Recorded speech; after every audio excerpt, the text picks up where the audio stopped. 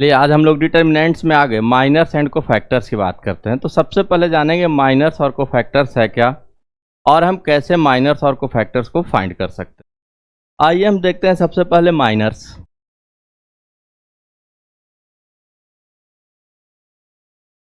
तो माइनर्स को हम सबसे पहले डिफाइन करते हैं कि माइनर्स है क्या। तो minors of an element is obtained by deleting row and column through that's elements. Means किसी भी एलिमेंट्स की माइनर फाइंड करनी है तो वो जिस रो और जिस कॉलम में वो एलिमेंट्स प्रेजेंट है उसे हम डिलीट करके 2x2 का डिटर्मिनेंट्स बनाएंगे। तो पहला डिफिनीशन आती है कि minors of an element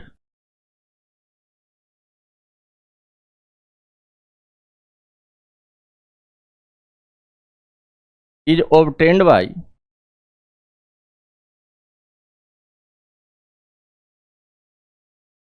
deleting rows and column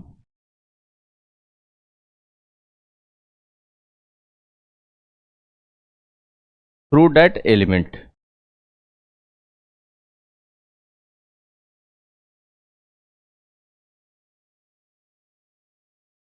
it is denoted by MIJ।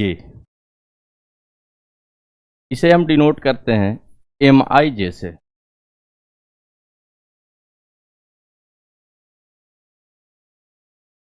MI,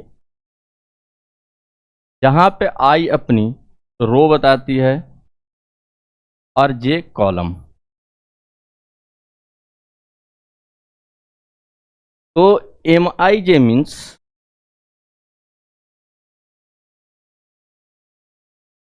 minor of element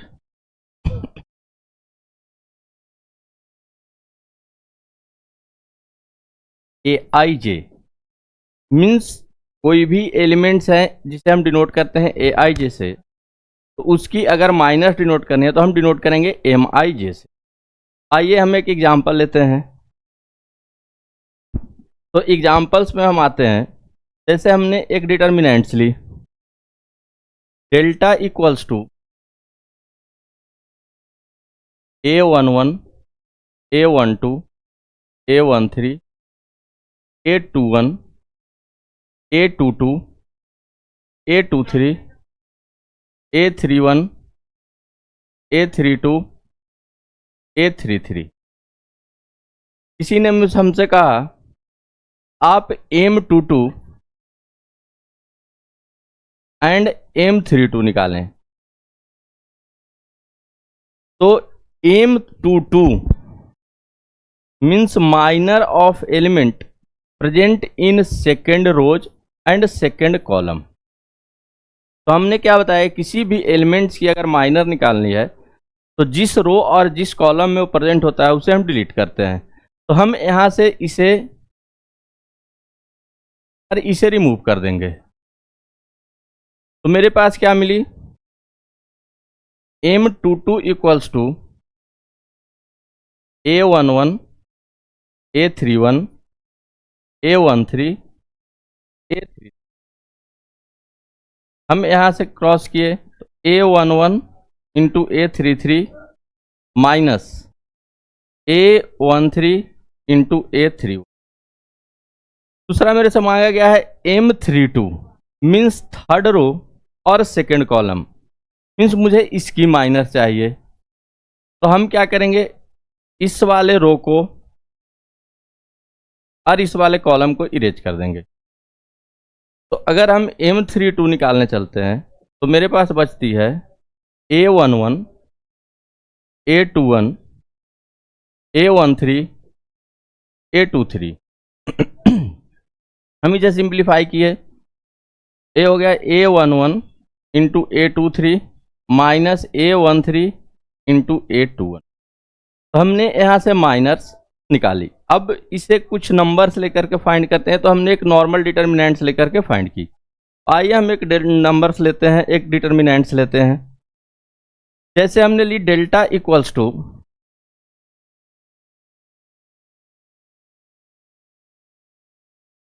013।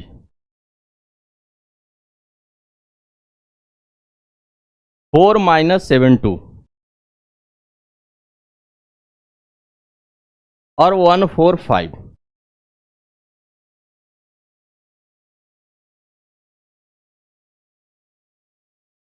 हमने एक डिटर्मिनेंट्स ली। सपोज करें किसी ने कहा कि M13 निकालें एंड M32 निकालें। M13 का मतलब element present in first row and third column. यहां पे मुझे दिख रही है 3। तो अभी हमने बताया था कि जिस एलिमेंट्स की मुझे माइनस निकालने हैं उसके रो और कॉलम को हम डिलीट करते हैं। तो M13 के लिए अपने पास आई, हमने फर्स्ट रो और थर्ड कॉलम को इरेज कर दी। तो अपने पास आई 4 माइनस 7 1 4, जो कि हो गई 16 प्लस 8 इज इक्वल्स टू 24। अब M32 मुझे चाहिए, means element of third row and second column, means a अपनी आई M32। तो इसकी अगर हम माइनस निकालते हैं तो इस कॉलम को और इस रो को इरेज करेंगे। तो M32 equals to 0 4 3 2, that is 0 minus 12 which is equals to minus 12। तो हमने यहाँ पे सीखा कि किसी भी एलिमेंट्स का माइनस कैसे फाइंड कर सकते हैं। अब यहाँ से आगे आते हैं तो अगली कहानी आती है कोफैक्टर्स की। तो कोफैक्टर्स हैं क्या, सबसे पहला चीज ये जानते हैं। आइए, cofactors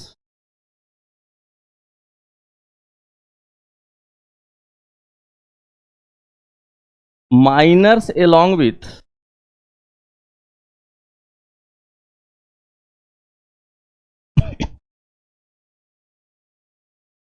their position sign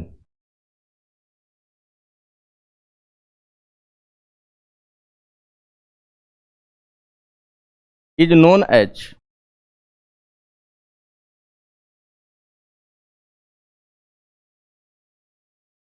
cofactors.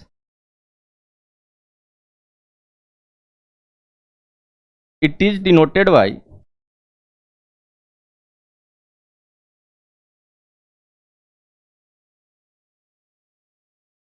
IJ.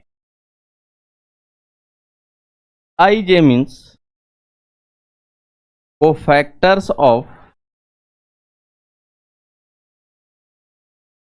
element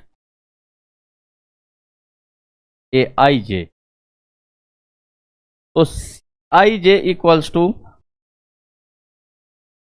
-1 के power I plus J into MIJ। Means हम वहाँ पे साइन कन्वेंशन की यूज करेंगे और साइन कन्वेंशन की यूज करके किसी भी एलिमेंट्स का कोफैक्टर्स हम फाइंड कर सकते हैं। सेम वे में जैसे हम माइनस निकालते हैं वैसे ही क्या निकालेंगे, कोफैक्टर्स निकालेंगे। जैसे हमने एक डिटर्मिनेंट्स ली, डेल्टा इक्वल्स टू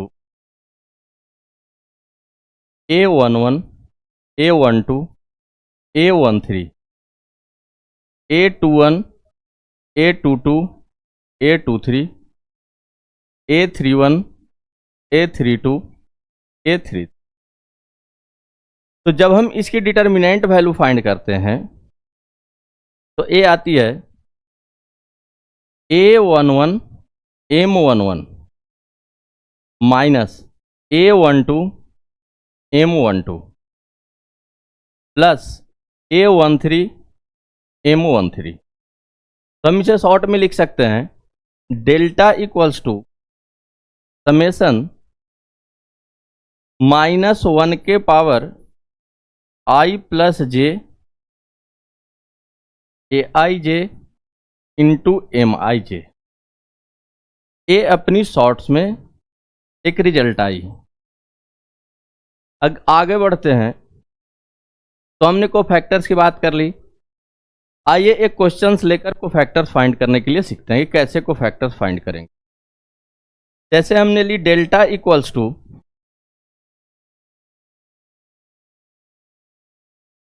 1 2 3 3 5 -7 2 8 9।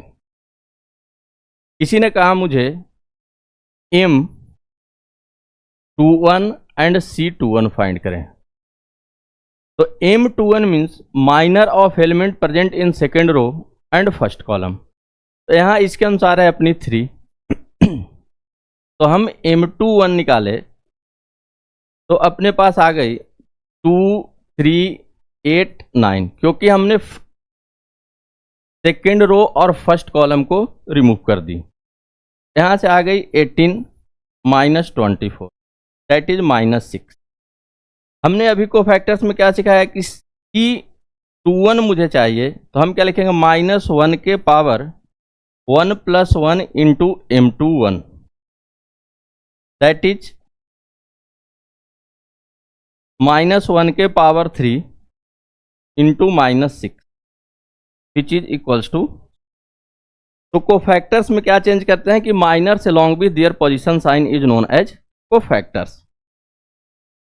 अब इसमें आगे बढ़ते हैं तो इसकी यूज कैसे करेंगे हम ये सीखते हैं।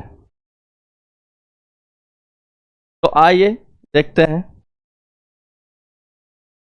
Delta equals to A11 A12 A13 A21 A22 A23 A31 A32 A33। अब यहाँ से जब हम इसे सॉल्व करेंगे तो डेल्टा की वैल्यू आएगी अपनी delta equals to A11 C11 plus A12 C12 plus A13 C13। तो हम इसे शॉर्ट में क्या लिख सकते हैं कि delta equals to summation J बराबर 1 से लेके 3 Aij ij। आपकी एक्सरसाइज में कुछ क्वेश्चंस हैं कि using the cofactors of second row या second column find the value of determinants. आइए हम एक क्वेश्चन उसकी भी करते हैं। जैसे क्वेश्चन है अपने पास डेल्टा इक्वल्स टू 1 2 -3 -2 3 1 4 -1 3। इसने कहा using cofactors of second row find value of determinant. तो इसमें सबसे पहले हम सेकेंड रो की कोफैक्टर्स फाइंड करेंगे। आइए देखते हैं। पहले हम निकाले C21, तो क्या हुई अपनी 2 -3 -1 3 which is equals to 6 -3 that is 3। C22 equals to 1 4 -3 3 that is 3 + 12 15। अब हम निकालते हैं C23। तो C23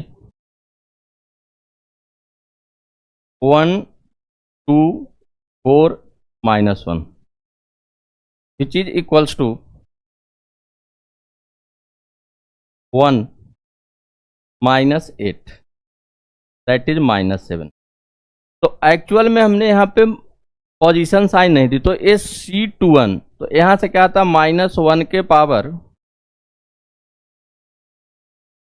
2 + 1 जो कि अपनी हो जाती -1 × 3 which is equals to minus. यहाँ हो जाएगी -1 के power 2 + 2 that is into 1 which is equals to 15। यहाँ पे हो जाएगी -1 के पावर 2 + 3 दैट इज -1, तो -7 इंटू -1 दैट इज 7। तो हमने ये सेकेंड रो के कोफैक्टर्स निकाल ली। क्या चलिए एक बार हम फिर से निकाल लेते हैं कोफैक्टर्स।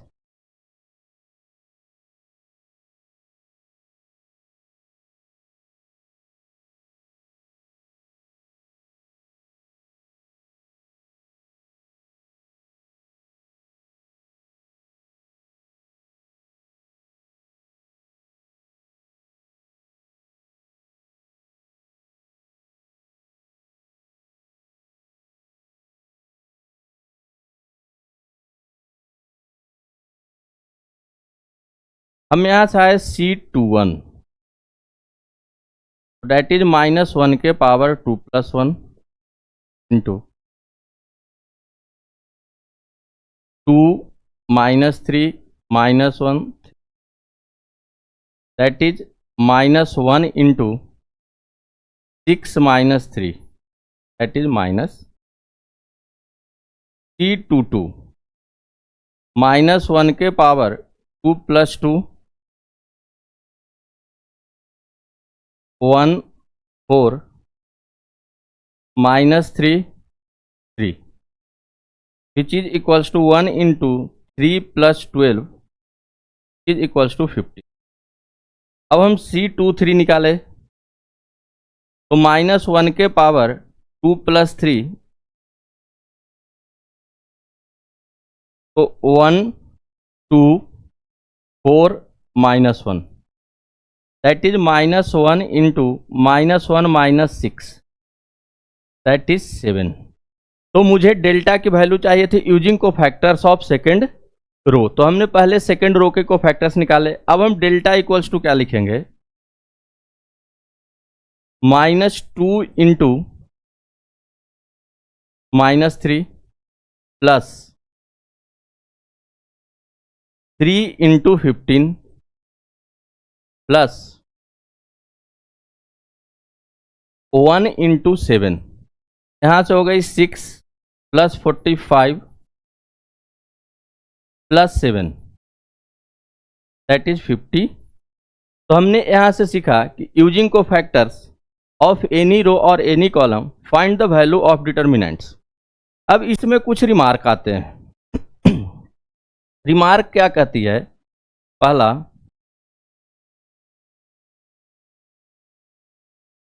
फर्स्ट रिमार्क कहती है कि सम ऑफ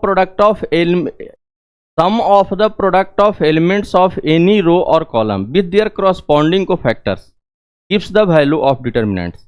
मीन्स अगर किसी एलिमेंट्स और किसी रो के उसके करस्पॉन्डिंग कोफैक्टर से उसके एलिमेंट्स को मल्टीप्लाई करते हैं तो वो मुझे वैल्यू ऑफ डिटर्मिनेंट देती है। तो पहला लिखते हैं कि sum of product of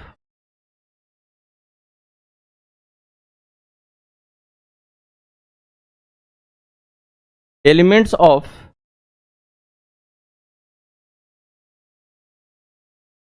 any row या column with their corresponding cofactors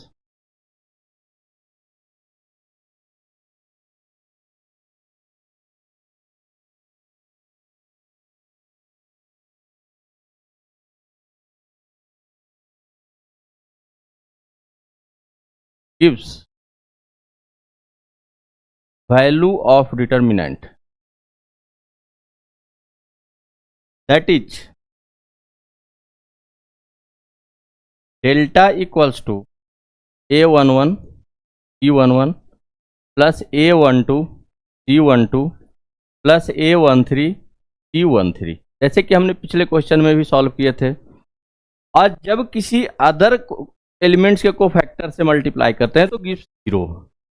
तो सेकेंड रिमार्क आती है कि sum of product of elements of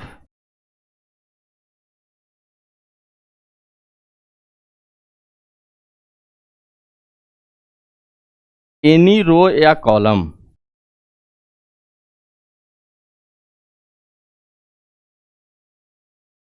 with cofactors of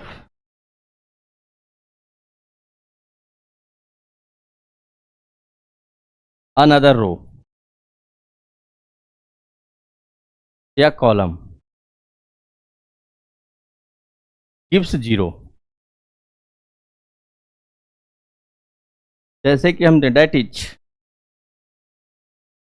A11 C21 plus A12 C22 plus A13 C23, ये अपने पास देंगे 0। मीन्स अगर किसी भी रो या कॉलम के को एलिमेंट्स को अगर उसके खुद की कोफैक्टर से मल्टीप्लाई करते हैं तो gives the value of determinants while with the cofactors of the elements of another row और कॉलम गिव्स 0। मीन्स किसी दूसरे एलिमेंट्स के कोफैक्टर से अगर हम मल्टीप्लाई करते हैं तो वो 0 देते हैं।